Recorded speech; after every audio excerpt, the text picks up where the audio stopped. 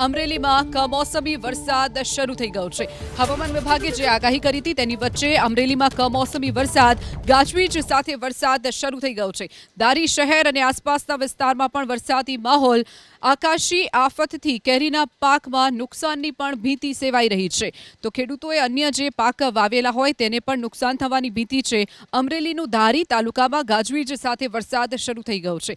હવામાન વિભાગે જે આગાહી કરી હતી 13 જિલ્લાઓમાં વરસાદ વરસી શકે છે તેવી આગાહી હવામાન વિભાગે કરી હતી। તેની વચ્ચે અમરેલીનું ધારી તાલુકો જ્યાં ગાજવીજ સાથે વરસાદ શરૂ થઈ ગયો છે। ધારી અને અન્ય આસપાસના વિસ્તારોમાં પણ કમોસમી વરસાદ શરૂ થઈ ગયો છે। ગાજવીજ સાથે વરસાદ વરસ્યો છે, જેના કારણે કેરીના પાકને મોટું નુકસાન થાય તેવી પણ ભીતિ સેવાઈ રહી છે। તો આ તરફ વાત કરીએ કચ્છની ભુજ અને અંજાર તાલુકામાં પણ ધોધમાર વરસાદ।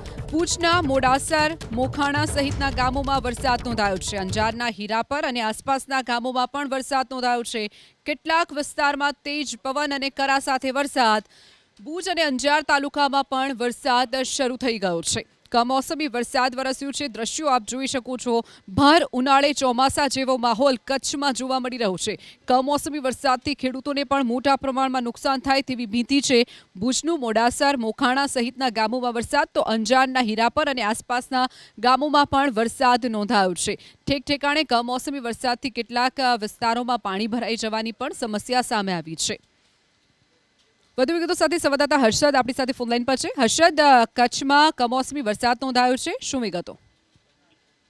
બપોર બાદ એકાએક કચ્છ જિલ્લાના વાતાવરણમાં પલટો જે છે તે આવ્યો છે। આગાહી અનુસાર પૂર્વ કચ્છના અંજાર વિસ્તારમાં વરસાદી માહોલ જોવા મળી રહ્યો છે।